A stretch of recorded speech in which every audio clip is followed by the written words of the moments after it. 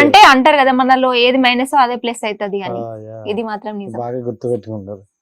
So ఇన్స్టాలో 4 lakhs మంచి reach వెళ్తుంది, ఓకే షార్ట్స్ వెళ్తాయిలే అని అనుకుంటే యూట్యూబ్ లో వ్లాగ్స్ అని పెట్టారు, దానికి 1 lakh followers. సో జనరల్ గా యూట్యూబ్ సబ్స్క్రైబ్ అనేది ఎవరు చేసుకోరు, చూసి వదిలేస్తారు, బాగుంటే 1 like లేదండి 1 lakh సబ్స్క్రైబర్లు అండ్ ఏదో మొన్న వచ్చినట్టుంది ఒక సీల్డ్ కూడా అవార్డ్. సో ఎలా అనిపించింది మరి? మంచిగా అనిపించింది. మళ్ళీ లలిత మ్యామ్ ఇచ్చారు కలెక్టర్, మస్తు అనిపించింది. మళ్ళీ స్పెషల్ అక్కడికి నన్ను ఇన్వైట్ చేయడం ఇంకా బాగా అనిపించింది. తనతో తీసుకోవడం చాలా రేర్ అంటే నాకు అంత ఎడ్యుకేటెడ్ గా నేను అంత తెలియదు కదా, నాకు అట్లా తెలియకుండా అన్ఎక్స్పెక్టెడ్ తన దగ్గరికి పోవడం, అవార్డు తీసుకోవడం, అసలు ఇక పోస్ట్ చేసినాక అందరూ ఏంది మేడంతో తీసుకున్నారా అని కామెంట్ లో అసలు ఎక్స్పెక్ట్ చేయలేదు. సో మీకు ఈ అవార్డు వచ్చింది తీసుకోండి అని చెప్పారు, హైదరాబాద్ రమ్మని.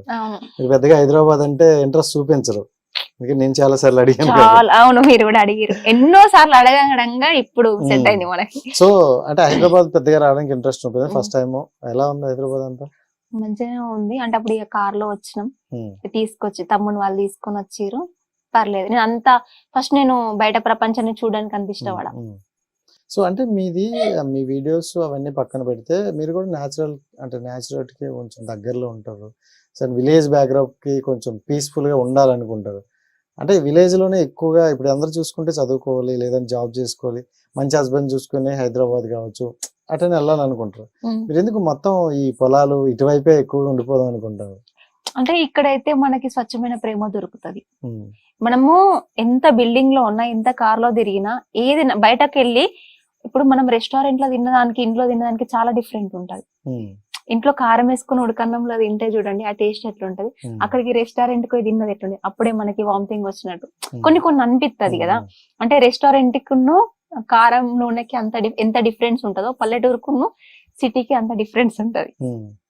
మరి పొద్దున వచ్చే మ్యాచెస్ సిటీ అబ్బాయి పెళ్లి వస్తే అత్తేముంది అంటే నేను చెప్పుకునే తీరు చెప్పుకుంటా, నాకు ఇట్లా ఇష్టం ఇట్లా అని.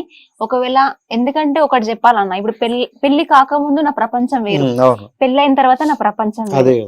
నా భర్త ఇష్టాలే నా ఇష్టాలు, ఆయన ఎట్లా చెప్తా అట్లా అని చెప్పి నా స్లాంగ్ గానీ నా లైఫ్ స్టైల్ గానీ మార్చి ఇట్లా నేను నేచురల్ బర్రె పిల్లలు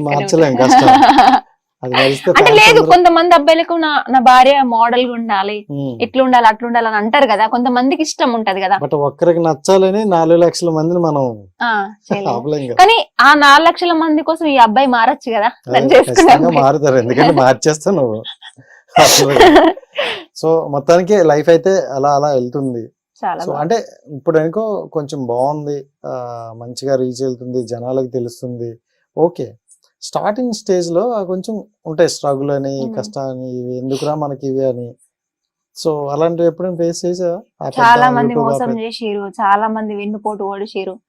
కానీ ఏం చేసినా ఏది చేసినా అంటే ఇది చెప్పొచ్చు చెప్పరాదో నాకు తెలియదు, ప్రతి అమ్మాయికి పర్సనల్ ప్రాబ్లం ఉంటది. అలాంటి టైంలో కూడా నేను స్ట్రగుల్ అవ్వుకుంటూ కూడా కింద పడిపోయి కూడా ఫోన్ తోని ఇట్లా పడుకొని మరి నేను షూట్ చేసేదాన్ని. అట్లాంటి సిచ్యువేషన్స్ నేను ఫేస్ చేసిన. నాతో మాట్లాడుకుంటూ నా దగ్గర ఉండి నాకే వెన్నుపోటు ఓడిచిరు. అయినా సరే మళ్ళీ వాళ్ళకి ఫోన్ చేసి నేను మాట్లాడేదాన్ని, అంటే ఏం తెలియనట్టు.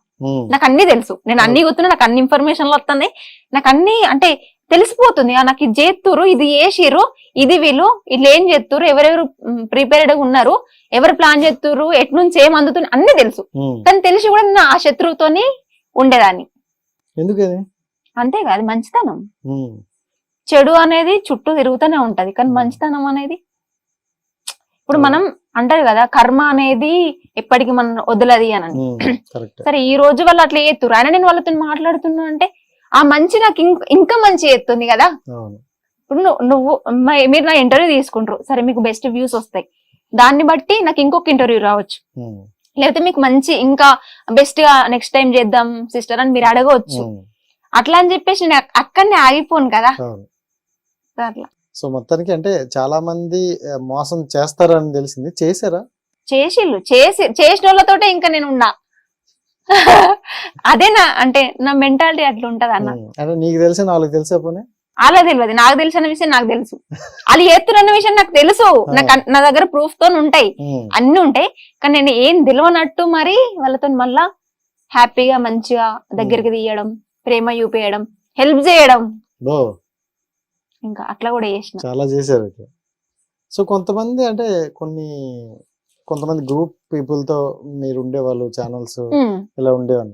సడన్ గా మీరు డివైడ్ అయిపోయి మీ ఓన్ గా నాది నేను చూసుకుంటా అనేటట్లు వచ్చారండి. ఏం జరిగింది, ఎందుకని అలా? అసలు ఏ ఛానల్ తోటి ఏ గొడవ కూడా లేదు, ఎవరితోని ఎవరికి ఏం అంటే మాటలు అనుకోవడం కూడా ఏం లేదు.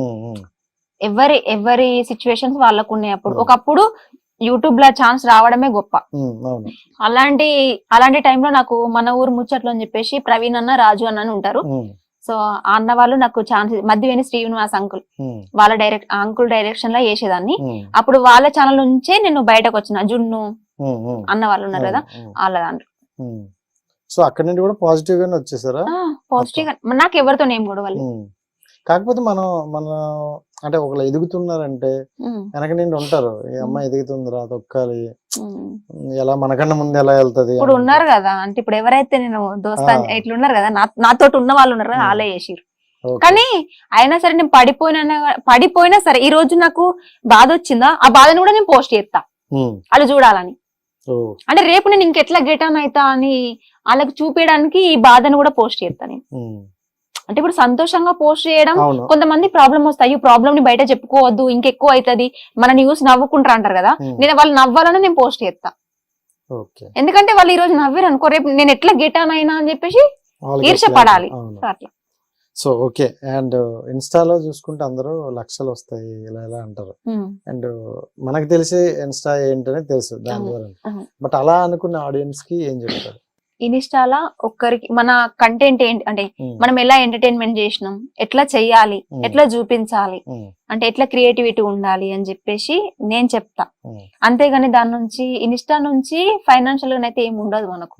జస్ట్ ప్రమోషన్స్, నేను బెట్టింగ్ ప్రమోషన్స్ కూడా ఏం చేయను అన్న. జస్ట్ నేను సారీస్, జ్యువెలరీ ఇవి ఎక్కువ చేస్తా. మీకు సంబంధించిన మా ఆడవాళ్ళకి అవే కదా కావాలి అట్లా. సో ఎక్కువ మనీ అయితే ప్రమోషన్లకి వస్తాయి, కాకపోతే జెన్యున్ గానే చూపిస్తా. ఎందుకంటే నా దాంట్లో ఉన్న వాళ్ళు అందరు అట్లనే ఉంటారు, అందరు విలేజ్ పీపుల్స్ ఉంటారు. అండ్ డాడీ గారు చూసుకుంటే కొంచెం పూర్ మొత్తం ఫ్యామిలీ అంతా. మేము ఇప్పటి కూడా పూరైనా చెప్పుకుంటా. నేను ఏ స్టేజ్ కి వెళ్ళినా గానీ మేము పూరైనా చెప్పుకుంటా.